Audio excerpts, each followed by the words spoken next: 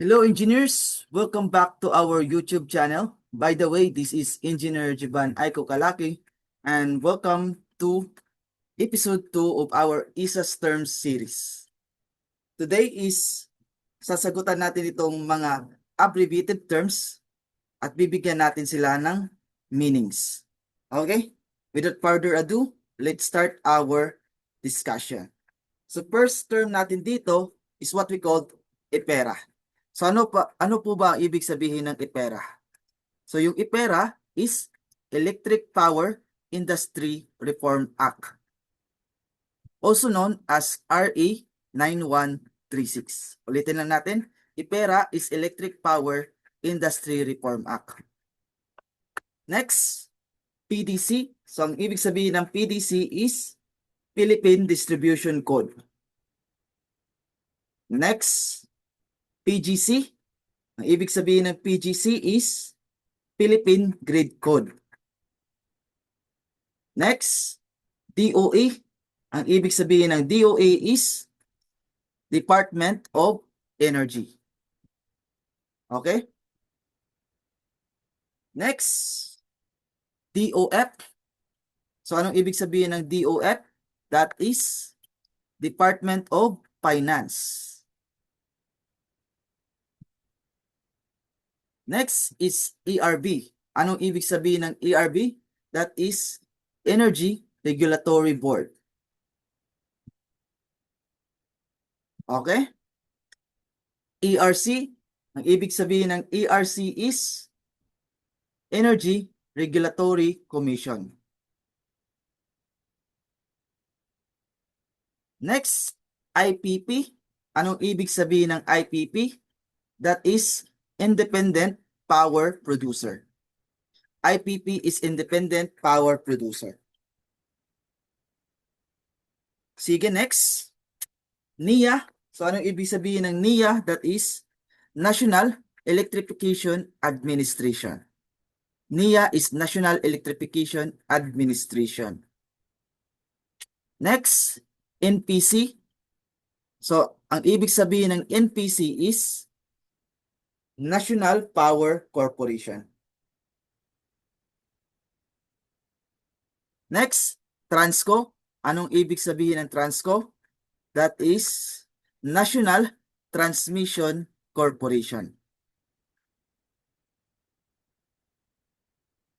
Okay, next. PEP or PEP. That is Philippine Energy Plan. PEP is Philippine Energy Plan. Next, PDP. That is Power Development Program. PDP is Power Development Program. SAM. Anong ibig sabihin ng SAM? That is Power Sector Assets and Liabilities Management Corporation. Ulitin lang natin. SAM is Power Sector Assets and Liabilities Management Corporation. SPAG. Anong ibig sabihin ng SPAG? That is Small Power Utilities Group. SPAG is Small Power Utilities Group.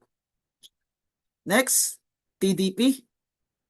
So anong ibig sabihin ng TDP? That is Transmission Development Plan. TDP is Transmission Development Plan. Okay, next. AGC. So ang ibig sabihin ng AGC is Automatic Generation Control. AGC is Automatic Generation Control. Next, ELD. That is Automatic Load Dropping. Okay, next. DDP. So anong ibig sabihin ng DDP? That is Distribution Development Plan. Okay, next. EZ. Ang ibig sabihin ng EZ is Economic Zone. EC, Electric Cooperative. So correct lang natin to, engineers. This is electric. So this is a typo error. Electric Cooperative. Okay, next. LV, that is low voltage. MV, that is medium voltage. HV, that is high voltage. Okay, next. MLD, that is manual load dropping. Kung ALD is automatic load dropping, ang MLD is manual load dropping.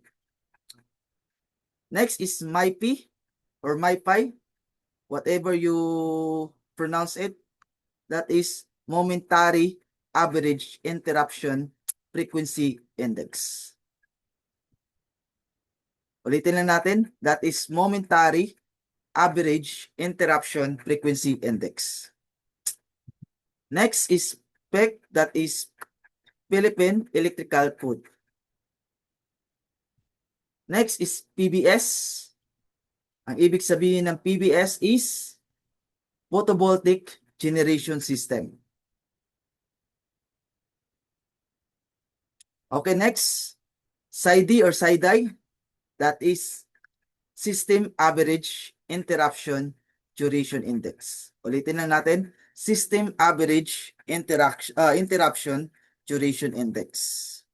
Next is SIPI or SIPI, that is System Average Interruption Frequency Index.